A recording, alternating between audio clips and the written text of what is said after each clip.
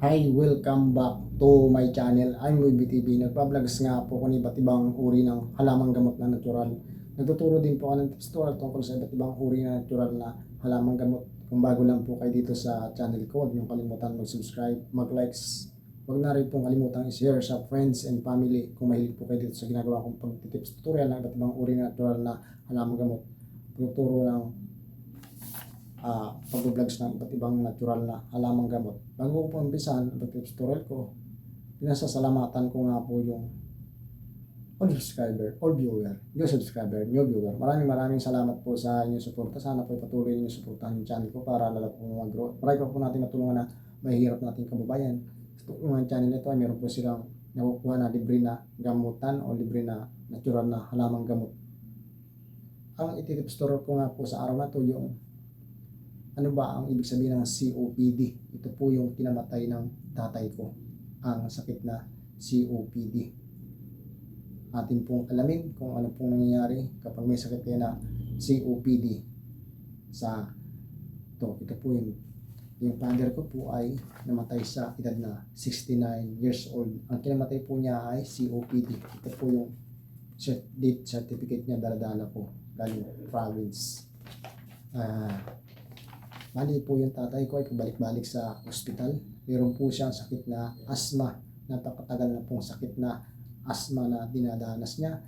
Since 90s pa po siya may sakit na asthma.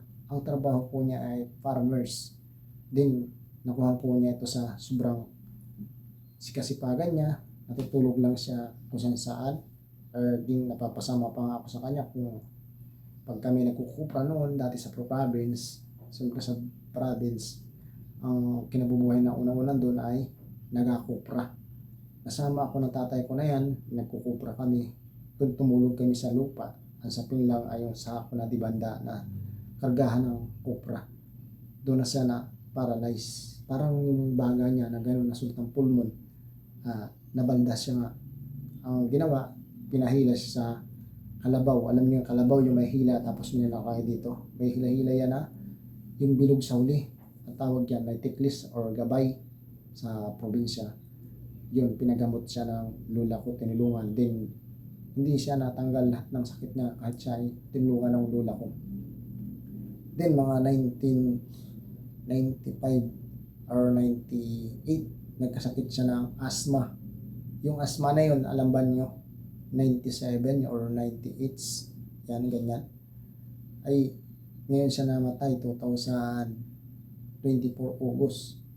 Dala-dala pa rin niya yung sakit niya, asthma. Yun, hirap na hirap siya doon sa sakit na asthma. Kaya po kung may mga anak po tayo na may mga asthma, agaran po ninyo na pagalingin na hanggat bata pa sila. Pero kung kayo po ay matanda na, hindi na po mawawala yung sakit ninyong asthma. Yan, hirap na hirap po yung tatay ko. Awang-awa po ako sa kanya.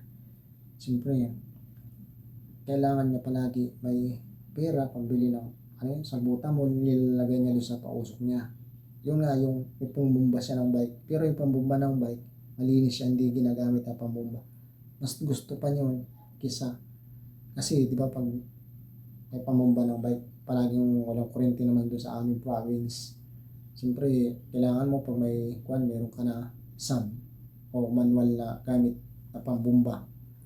Kung kisa sa hintayin mo yung kuryente ay mamatay ka niyan kung walang kuryente sa inyo. Then, merong nabili na chargeable naman, madaling masira din. Yun ang gusto yung tatay ko. Pero siya pa rin na binili nung kapag malaki yung oxygen sa ospital. Nung na-hospital siya ng grabe noong 2023. Namatay na nga yung father ko ay 2024 and August. Ang kinamatay nga po niya ay COPD. Ang COPD po ay walang lunas or hindi siya nagagamot dito sa Pilipinas. Hindi ko lang alam kung sa ibang bansa ito yung nagagamot ang sakit na COPD. Pwede siyang pakalmahin ng gamot, pwede, pero hindi na siya pwede dito pagalingin sa Pilipinas. Dinapat na nga ng doktor yung mga kapatid ko kasi sila yung kasama-sama palagi sa probinsya, kinikwento sa akin yung